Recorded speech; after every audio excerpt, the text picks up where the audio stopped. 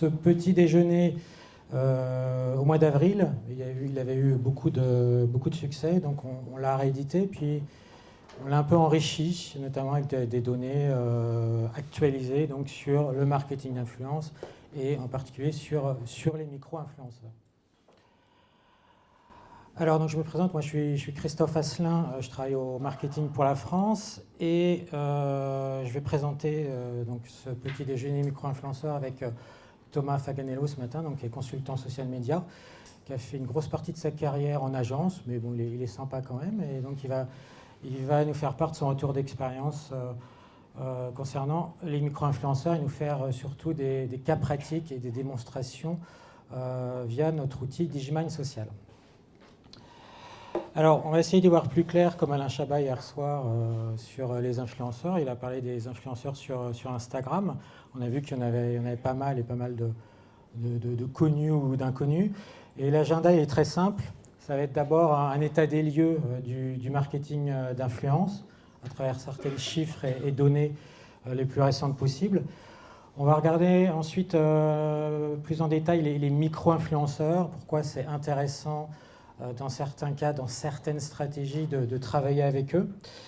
On verra ensuite avec Thomas comment les détecter et comment les évaluer.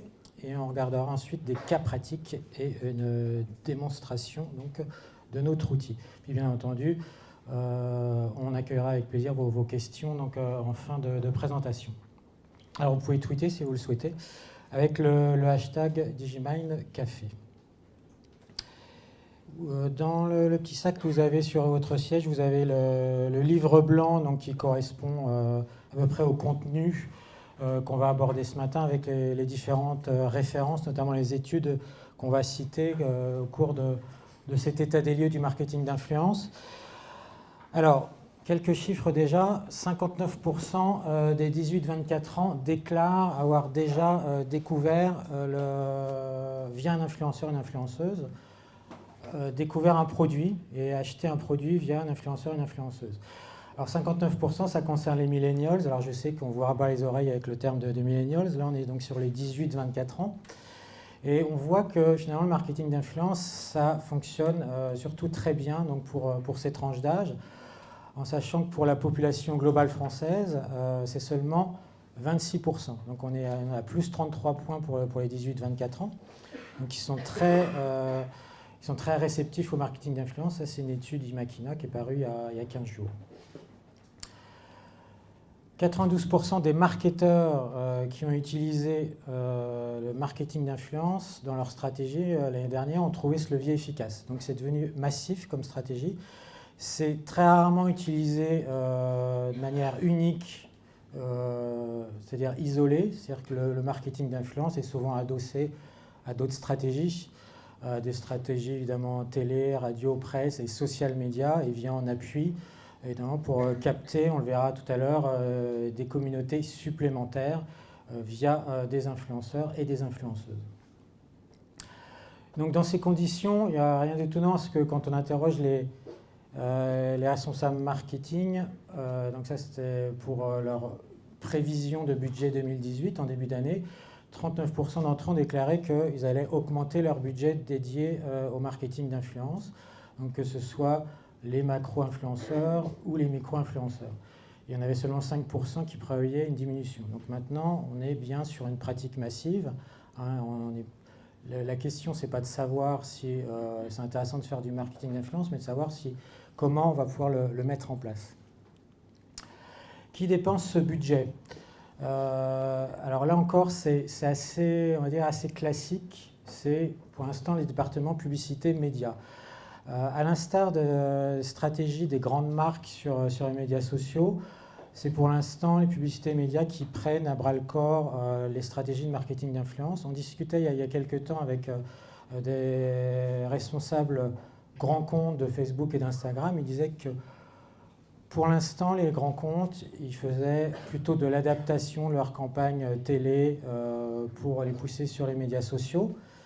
Donc ça restait assez traditionnel comme approche. Pour le marketing d'influence, c'est la même chose. Ça reste une pratique utilisée pour l'instant majoritairement par le département publicité et médias. Mais ce qui sera intéressant, donc ça c'est c'est une étude de 2017, ce sera de voir par la suite l'évolution des autres départements, donc brand marketing et surtout RP communication, voir comment ils vont pouvoir de plus en plus utiliser le marketing d'influence dans leurs relations avec les marques. Comment les influenceurs sont-ils utilisés? Donc là, il a été demandé lors de cette étude, quand vous mettez en place des stratégies de marketing d'influence, c'est dans quel objectif?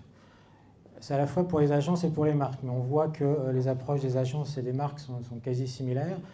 Alors tout d'abord, l'utilisation, c'est étendre le reach. Donc étendre le reach, on va chercher à toucher des personnes supplémentaires, des communautés supplémentaires.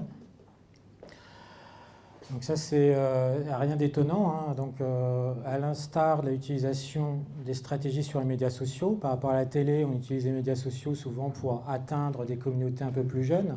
Par exemple, une marque de biscuits va avoir une campagne télé et elle va utiliser Instagram et Facebook, surtout Instagram, pour toucher des communautés un peu plus jeunes qui sont maintenant, comme vous le savez, sont plus du tout captives devant la télévision. Elles ne possèdent même pas forcément de téléviseur. Donc c'est plus dans le traditionnel journal de 20 heures, tunnel de pub, météo, retunnel de pub, séquence lourd, retunnel de pub. Non, elles ne regardent plus la télévision et donc la publicité. Donc il faut les capter autrement. Et le marketing d'influence, comme pour les stratégies social médias, ça va être notamment pour étendre le reach.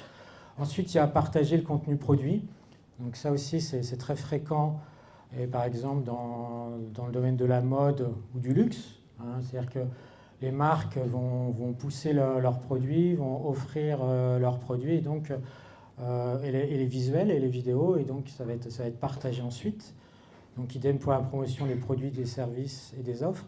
Créer du contenu unique. Là, il y a certaines marques, je pense à Fanta en 2017 pour la promotion de ces nouvelles bouteilles, qui ont utilisé des youtubeurs qui correspondaient donc aux cibles jeunes qui voulaient capter, qui ont créé des vidéos, des petits films avec un concours, donc qui créent du contenu unique. Puis ce qui est assez intéressant, puisqu'on va parler de micro-influenceurs, c'est qu'il y a les tests et essais qui sont là, et on s'aperçoit que chez les micro-influenceurs, cette utilisation est très fréquente et plus fréquente que chez les macro-influenceurs, parce que là, ça concerne tous les mécanismes d'influence. Ils font beaucoup de tests et d'essais produits assez authentiques. On reparlera de l'authenticité après également. Alors, les influenceurs, où est-ce qu'on les trouve actuellement? Sur quel canal social média? Donc là, on se base sur une étude Reach qui a été faite à la fois en 2017 et en 2018. Donc l'année dernière, c'était sur le trio de tête. Quand on interrogeait les influenceurs, les réseaux préférés, c'était Instagram, les blogs et Facebook. Il y a quelques années de ça, quand les réseaux sociaux ont eu une forte croissance, Twitter ou Facebook, il y en a qui prédisaient la mort des blogs, mais en fait c'est tout le contraire.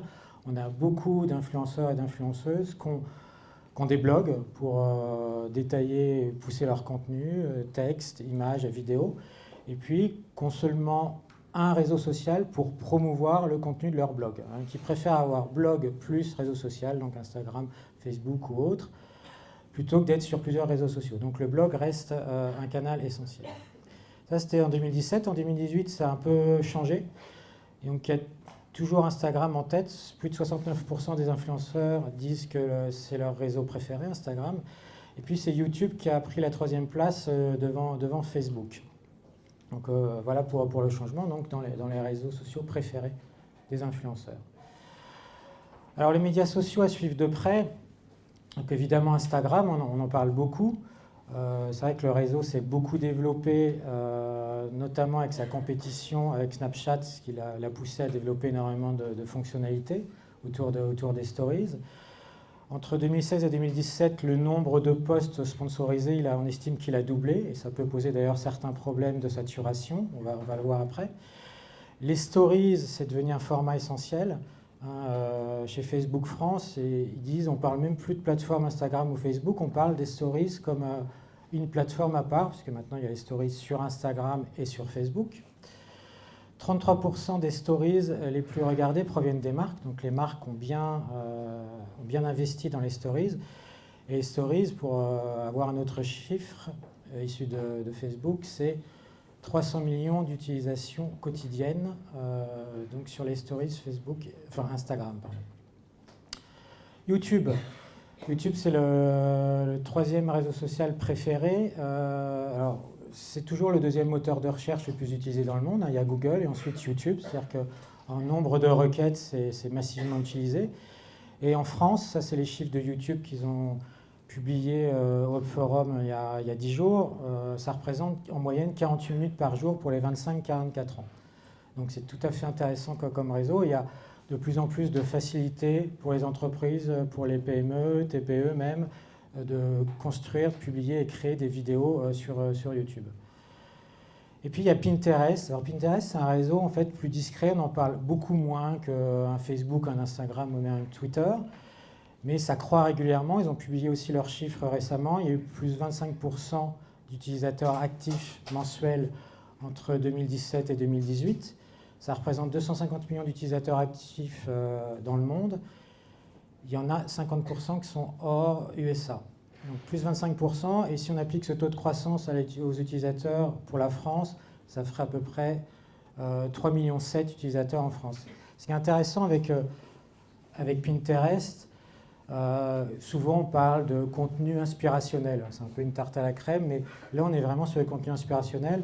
Si vous êtes dans les domaines de la distribution d'ameublement ou de décoration, style Ikea ou Maison du Monde, il y a vraiment du contenu qui va inspirer les internautes sur ce réseau social. Donc c'est vraiment intéressant. Et on a de plus en plus d'influenceurs sur ce réseau social-là, avec des centaines de photos et des fonctionnalités de plus en plus intéressantes pour le commerce. Et demain, comment ça peut évoluer ? Bien, on l'a vu avec Instagram notamment, c'est les tendances vidéo en live. Alors quand je dis demain, on se base sur l'étude qui est parue la semaine dernière de l'agence Even, c'est Born Social, qui étudie les moins de 13 ans. Alors c'est intéressant cette étude parce qu'elle étudie la pratique des réseaux sociaux auprès des moins de 13 ans. Et comme vous le savez, les réseaux sociaux sont interdits aux moins de 13 ans en théorie. Il faut avoir, en France en plus c'est au-delà, il faut avoir 15 ans et être validé par un adulte. Et donc c'est une étude qui est faite sur toute une population qui en théorie ne devrait pas utiliser les réseaux sociaux. Donc les moins de 13 ans, et cette étude montre notamment que les réseaux massivement utilisés par cette tranche d'âge, donc là en rouge c'est 2017, en vert c'est 2018, c'est Snapchat, Instagram et TikTok. Il y a des réseaux qui chutent fortement, on le sait déjà, c'est Facebook et Twitter. Et puis la deuxième plus forte progression, c'est Snapchat. Et la plus forte progression, plus de 12 points par rapport à 2017, c'est TikTok, anciennement Musical.ly, donc le réseau social chinois. Je ne sais pas si vous connaissez, si vous avez des enfants, ados, cousins, neveux, petites nièces, enfin bref. On publie des vidéos, donc Thomas, tu confirmes, des vidéos où on est en train de danser, des vidéos avec du playback. Et puis ils ont sorti la semaine dernière des nouvelles fonctionnalités, comme par hasard, on peut mettre des filtres, des masques. Donc ils sont en train de bien copier Snapchat aussi, et ou Instagram. Et donc je pense que la progression, donc les moins de 13 ans, ça va être les futurs 18-24 ans de la première slide. Donc on va avoir maintenant certainement des mécanismes de marketing d'influence de plus en plus sur ce réseau social-là, donc qui est TikTok. Donc un format vidéo live qui est vraiment en pointe maintenant sur les vidéos qui connaissent la plus forte croissance. Donc là, c'est vraiment une étude pour la France. Alors, ce qu'il y a d'intéressant aussi, là, c'est une autre étude très intéressante du cabinet L2 Gartner, qui a étudié 400 marques, là aussi il y a quelques mois, 400 marques qui utilisent les réseaux sociaux pour des stratégies de marketing d'influence. Et donc pour ces plus de 400 marques, en volume de posts, publié à 80% sur Twitter, puis à 10% sur Instagram, 9% sur Facebook. Mais en volume d'interaction, c'est Instagram qui génère 90% des interactions. Donc ce n'est pas seulement un réseau social qui est à la mode, qui croît, qui met des stories, qui publie des nouvelles fonctionnalités toutes les semaines, On peut dire que c'est un réseau social en quelque sorte qui est très rentable. 10% des mentions, 90% des interactions pour ces marques. Alors évidemment, il y a des disparités suivant les secteurs. Tous les secteurs ne sont pas égaux sur les réseaux sociaux et donc en marketing d'influence. Donc ces marques utilisent le marketing d'influence. Là, c'est sur Instagram uniquement. Vous savez certainement que le secteur de la beauté, c'est un des secteurs qui fait le plus appel aux influenceurs, aux influenceuses.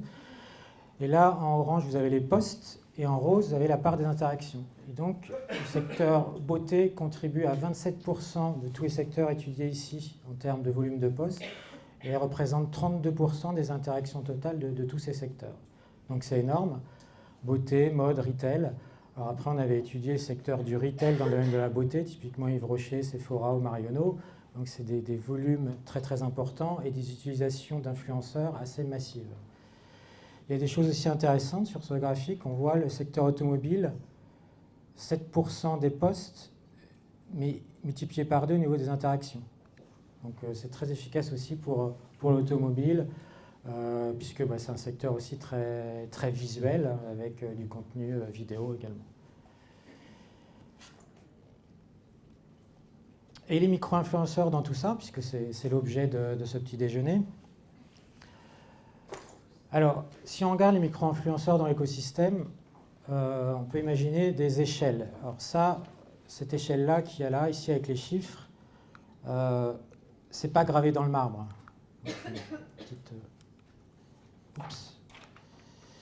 C'est pas gravé dans le marbre, c'est une échelle qu'on va faire évoluer, qui est au départ théorique. C'est-à-dire qu'on regarde un peu, on essaye de segmenter tous les messages qu'on va capter, par exemple des milliers ou des centaines de posts Instagram ou Facebook. Et on va se dire, voilà, dans mon secteur, il y a des célébrités. Après, il y a des secteurs où il n'y en a pas. On le verra tout à l'heure avec Thomas.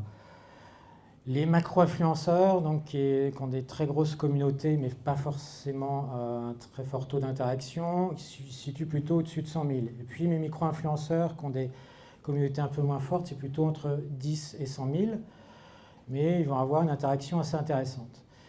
Après, ça va évoluer. Ça, on l'avait imaginé pour le secteur du retail, je crois. Après, dans le secteur de la beauté, l'échelle, elle va se situer un peu ailleurs, on le verra.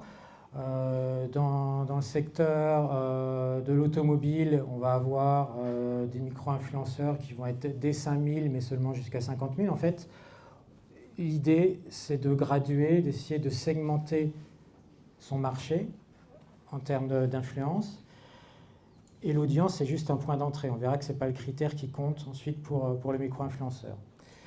Et après, on peut segmenter de manière beaucoup plus précise. Il y a des agences et des cabinets comme le Gartner qui divisent les macro-influenceurs en 3 ou 4 autres catégories parce que, évidemment, quand on a une échelle de 100 000 à 1 million d'abonnés ou de followers, c'est très vaste.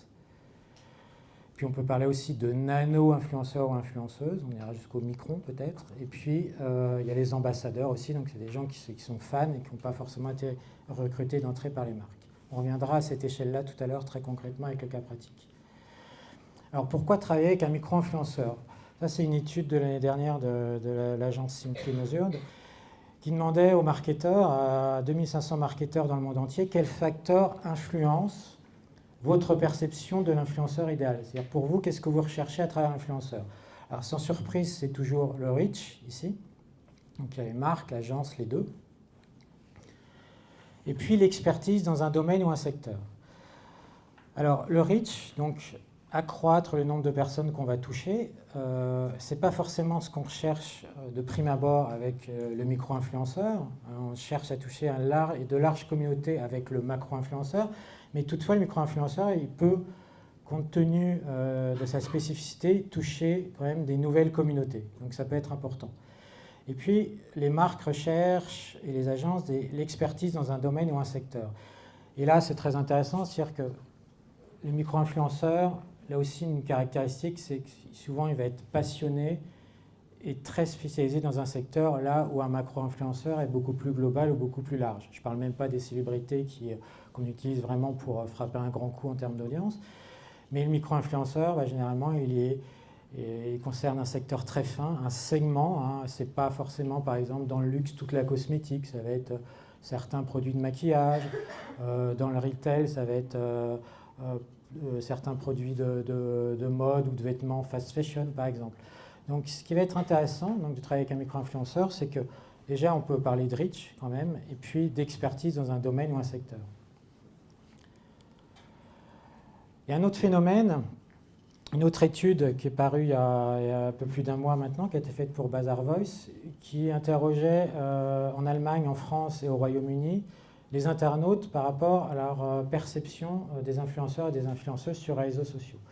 Il y a 47% des internautes qui ont dit qu'ils étaient fatigués, hein, pour rester polis, des publications qu'ils considéraient comme trop répétitives et trop similaires, il manque un S, désolé, trop similaires des influenceurs sur les réseaux sociaux. Beaucoup de posts similaires, identiques. J'ai pas été chercher loin, hein, c'est-à-dire là on est dans le domaine de la cosmétique de luxe, dans le produit Dior Backstage. Je voulais au départ chercher un même produit posté par plusieurs influenceuses ou influenceurs. Et là, en fait, c'est une macro-influenceuse qui, pendant un mois, a publié à peu près toutes les semaines, alors j'ai absolument rien contre elle, hein, c'est juste pour illustrer, a publié toutes les semaines un post sur Dior Backstage. Et il y avait des commentaires à partir du troisième post en disant « bon, c'est bon, on a compris, Dior Backstage, il faut passer à autre chose maintenant ».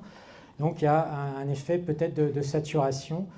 Évidemment, cette macro-influenceuse qui a plusieurs centaines de milliers d'abonnés sur Instagram est en contrat avec Dior. 47% des internautes donc, expriment une fatigue. Et il y a 49% de ces mêmes internautes qui demandent davantage de régulation sur les posts des influenceurs et influenceuses. Régulation par rapport au fait d'indiquer si c'est sponsorisé, si c'est dans le cadre d'une opération. Quand on capte des posts Instagram, par exemple dans le domaine de la cosmétique, il y a une minorité, mais vraiment une très faible minorité qui indique sponsorisé donc, ou dans le cadre d'une opération avec la marque. Donc ce n'est pas encore une pratique vraiment répandue. Donc saturation possible des macro-influenceurs, macro-influenceuses, d'où l'intérêt d'utiliser les micro-influenceurs. Il ne s'agit pas de remplacer les macros par les micro-influenceurs, mais il s'agit de varier sa stratégie, de mixer, pourquoi pas, les deux, macro et micro, dans une stratégie marketing, pour éviter cette saturation de l'espace. Et puis on a un challenge chez Digimind, dans chaque présentation on met une slide Star Wars. La taille importe peu, donc ça pour les fans c'est l'Empire contre-attaque. Je vous ai parlé tout à l'heure dans l'échelle de taille de communauté. En fait c'est un point d'entrée pour essayer de segmenter, mais c'est pas ça qui va compter et qui va être intéressant pour les micro-influenceurs, on va le voir. En fait, ce qui est intéressant chez les micro-influenceurs, c'est d'autres caractéristiques. L'authenticité, la proximité, c'est assez lié, c'est-à-dire que quand on interroge les internautes, ils se disent les micro-influenceurs ou ces influenceurs-là qui n'ont pas trop d'abonnés, mais ils sont authentiques, c'est-à-dire que c'est des vrais gens comme nous. Il y a une certaine proximité sociale ou géographique même, en disant voilà, il habite la même région ou il achète lui-même ses produits. Hein, il y a des débats souvent, je reviens au secteur des cosmétiques qui est très présent en termes d'influence sur donc c'est la marque qui t'a envoyé un coffret à 900 €, mais on ne peut pas se permettre ça. Je vous parlais de Dior Backstage, il y avait une micro-influenceuse qui a été acheter son fond de teint chez Sephora et qui l'a testé elle-même, elle a perçu son coffret, et dans les commentaires, ça impacte. Hein, il y a des commentaires un peu plus vie réelle, vraie vie, c'est bien perçu. Authenticité, proximité, c'est souvent des passionnés, hein, ce pas des gens qui se sont dit tiens, comment je vais pouvoir monnayer mon audience sur Instagram ou sur Facebook ou sur YouTube. Non, c'est des gens qui au départ sont passionnés et vont transformer cette passion ensuite en influence, peut-être aussi malgré eux. Le coût, alors là c'est très variable, hein, c'est un gros débat. Selon certaines études, un micro-influenceur, suivant son influence et ses interactions, ça coûte de 1 à 1000 € ou de 0 à 1000 €. C'est souvent en fait de la rétribution, hein, c'est-à-dire qu'on va fonctionner en offrant les produits pour lesquels dont il va parler, en offrant les produits ou les services. Et l'audience, vous l'avez compris, on ne parle pas de large audience, hein, il ne s'agit pas de toucher 3 millions ou 6 millions d'internautes, mais il s'agit de toucher des segments précis, plus fins, qui vont être souvent plus homogènes. Donc moi, par exemple, dans le domaine du social media listening, qui est une niche, qui est du B2B, je suis toujours étonné par certaines personnes que je suis sur Twitter, qui ont une communauté de 5000 followers, mais très active, avec beaucoup d'interactions, parce que c'est des gens qui sont très fidèles et qui sont assez homogènes. Donc ça permet de toucher des communautés assez précises. Et puis il y a l'engagement. Donc l'engagement, je ne vais pas m'y attarder, c'est le point essentiel, mais Thomas va le développer largement en parlant de la performance. Ces micro-influenceurs, en moyenne, c'est des moyennes, ils vont générer beaucoup plus d'interactions à proportion que le macro-influenceur, macro-influenceuse. Alors, je vous ai parlé d'authenticité, comme ça peut paraître un peu abstrait ou un peu vague. On a étudié les cosmétiques de luxe, et quand on regarde les top thématiques partagées sur Instagram par les macro-influenceuses, donc dans le domaine du luxe, c'est largement au-dessus de 100 000 abonnés sur Instagram, elles poussent des concours. Alors je dis influenceuses, parce que dans le luxe, les influenceurs, c'est 99% de femmes, et les 1% d'hommes qui restent, ce sont des professionnels qui travaillent pour les marques, les directeurs de création, les maquilleurs. Bref, elles poussent essentiellement des concours, et puis les films, les vidéos et les campagnes de pub des marques. Voilà. Côté micro-influenceuses et consommatrices qui ont des comptes Instagram, la thématique principale, c'est le maquillage du jour. Alors vous savez peut-être que sur Instagram, dans à peu près tous les secteurs, il y a le truc du jour. Donc les vêtements du jour, la tenue du jour, là c'est le maquillage du jour dans la cosmétique. Et donc c'est quelque chose de plus réel. On teste ces routines de maquillage. J'ai appris ce mot-là en faisant l'étude, en routine de maquillage, donc l'enchaînement des produits. Mais c'est formidable, notre métier, on apprend plein de trucs. Et maquillage du jour, c'est plus authentique. On ne pousse pas un concours, on ne pousse pas un film ou une vidéo. On parle vraiment des produits qu'on a achetés et qu'on va ensuite essayer sur soi, et on va faire part de ses conseils et de ses remarques. Voilà pour l'authenticité à travers la cosmétique de luxe. Et si on s'essaye un portrait robot du micro-influenceur, alors par définition, un portrait robot, là encore, on parle de moyenne, il y a toujours des extrêmes et des gens qui sont en dehors du portrait robot, c'est plutôt des personnes qui sont jeunes, entre 18 et 30 ans, et communautés entre 10 000 et 50 000 en moyenne, mais je vous ai dit que ça pouvait commencer à 5 000 suivant les secteurs, et puis qui vont transmettre un certain nombre de valeurs, dont certaines valeurs vont être perçues par les internautes. Donc authenticité, passion, expertise, qui est souvent lié à la passion, et puis spontanéité. Je ne poste pas quelque chose parce que j'ai reçu le coffret de la marque ou la marque me l'a demandé, mais tiens, j'ai envie de tester tel nouveau produit, tel nouveau service. Voilà le micro-influenceur, micro-influenceuse. Et puis après, on va parler de performance. Donc performance, qu'est-ce qu'on peut attendre de l'utilisation d'un micro-influenceur? Et je passe la parole à Thomas. Merci Christophe. Alors là, on sait un peu plus qui sont ces fameux micro-influenceurs, mais le fil rouge de la présentation, c'est de savoir s'ils sont performants. Est-ce que ça vaut le coup de travailler avec eux? Est-ce que c'est rentable? Est-ce que c'est durable? Et on va devoir se poser la question de la mesure du ROI et des KPI. Est-ce qu'on est les seuls à se poser la question chez Digiman? Évidemment non, parce que mesurer le ROI, c'est le premier challenge des marketeurs quand on veut faire du marketing d'influence. 80% d'entre eux estiment que c'est ce qu'il y a de plus important, devant découvrir des influenceurs, les cadrer, faire des reportings, etc.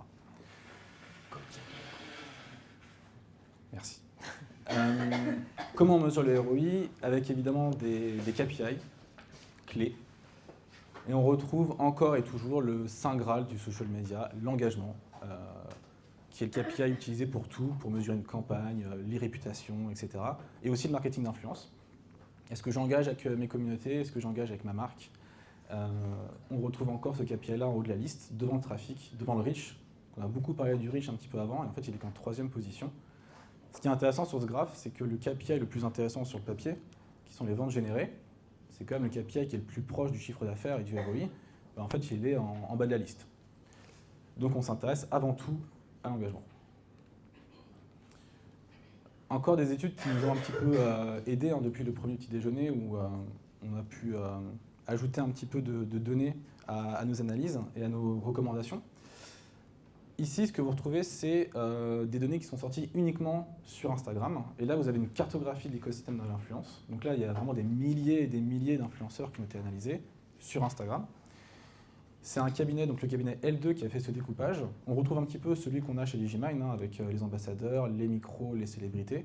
Et eux, ils ont tendance à découper, segmenter les macro-influenceurs en plein de sous-catégories. Mais on retrouve le même principe. Ce qui est intéressant aussi, là, c'est 23% de micro-influenceurs. C'est-à-dire que près d'un quart des influenceurs sont considérés comme micro. Donc on a quand même beaucoup de chance, d'un point de vue quantitatif, de travailler avec eux. Et si on relie un petit peu cette cartographie au KPI dont on a évoqué, donc l'engagement, le taux d'engagement, évidemment, ça c'est mécanique, c'est pas nouveau. Plus je vais avoir une communauté large, plus mon taux d'engagement va baisser. C'est mécanique. Donc en moyenne, si je travaille avec une célébrité, je vais générer un taux d'engagement d'1,6%. Alors que si je travaille avec un micro-influenceur, on sera plutôt aux alentours de 4%. Donc on est sur des performances entre 2 et 4 fois plus élevées en fonction des opérations. Donc nous, évidemment, on concentre le débat ici. Et on l'a un petit peu évoqué avec Snapchat, avec TikTok, etc. Le débat, on peut le dire tout de suite, il va se situer ici dans les mois à venir. Les ambassadeurs. Parce qu'ils génèrent 2 fois plus d'engagement que les micro-influenceurs. Et comme c'est le KPI qu'on recherche, c'est ce que les marketeurs recherchent en premier, on sait très bien qu'on va augmenter le nombre de campagnes qui vont inclure des ambassadeurs. Une autre étude qui a comparé, et nous on va le faire aussi, on va le faire à travers la démo, donc on va être dans le concret,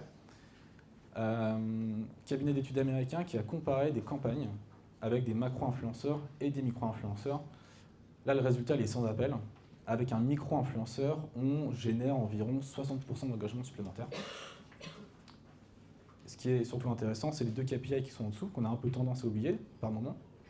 C'est l'efficacité par engagement et le volume de conversations qui sont générées. Ça veut dire quoi? Ça veut dire qu'engager, c'est bien, mais est-ce que ça génère de la vente derrière? Pas forcément.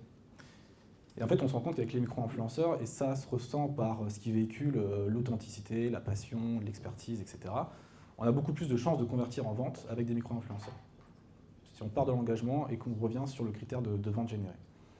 Et surtout, on parle de reach. Comment étendre le reach? C'est avec le volume de conversation qu'on va générer en plus.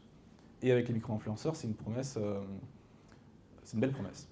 Donc ici, 22 fois plus de conversations générées avec un micro-influenceur. Donc on n'est pas que sur du like, du retweet, etc. Mais on va créer des sujets de discussion. Ça, Christophe, tu voulais en parler, je crois. Alors, ouais. Donc, si on applique concrètement les échelles micro-influenceurs au domaine de la cosmétique de luxe, donc j'ai commencé à vous en parler, ça c'est une typologie, évidemment on ne peut pas les mettre tous. On a travaillé sur un échantillon de 900 influenceuses. Alors, la cosmétique de luxe, c'est un secteur avec énormément d'influenceuses. Avec un échantillon de 900, on est à peu près en France à 10% de la population. Et en typologie, donc, on va avoir, comme souvent, des célébrités. Donc là, on a des célébrités de type Caroline Receveur, Christina Cordula, donc, qui vont poster de temps en temps sur la cosmétique de luxe. Et on va avoir une population de macro-influenceuses et une population très fournie, donc qui représente 50% de toutes les influenceuses dans ce domaine de la cosmétique de luxe, de micro, macro-influenceuses, voire on a mis nano-influenceuses pour des personnes qui ont par exemple 790 abonnés, mais qui génèrent beaucoup d'interactions. Comment fonctionne cette carte? On a mis l'audience ici, donc l'audience qui est supérieure à 500 000 pour les célébrités, donc sur Instagram. Et puis, on a essayé de traduire la légitimité donc, sur la thématique. Donc, ça va être, on va prendre en considération les posts Instagram qui parlent de la cosmétique de luxe et des marques de cosmétique de luxe. Donc, ça va être Dior, Chanel, Givenchy, puis des marques plus premium comme la Mer ou la Prairie, par exemple. Et donc, on prend en compte le nombre de mentions multiplié par le nombre d'interactions générées par ces mentions, mais vraiment sur la thématique de la cosmétique de luxe. Et on s'aperçoit que par exemple, cette micro-influenceuse, avec seulement 4130 abonnés, va sur cette thématique générer pratiquement autant d'interactions que des macro-influenceuses ou des célébrités. Parce qu'elle est très spécialisée sur la cosmétique de luxe et elle a une communauté très fidèle avec beaucoup d'engagement, beaucoup de commentaires sur son compte Instagram.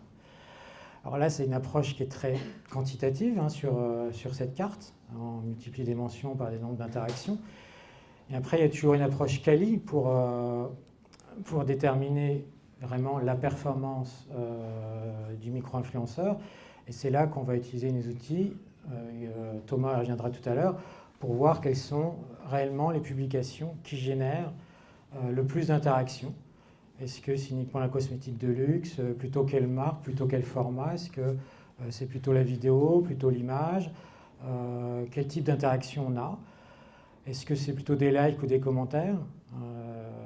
C'est pas pareil d'avoir 100 likes et 100 commentaires. Un commentaire, c'est souvent une interaction un peu plus riche. Donc voilà tout ce qu'on va pouvoir capter sur les micro-influenceurs avec le social media listening.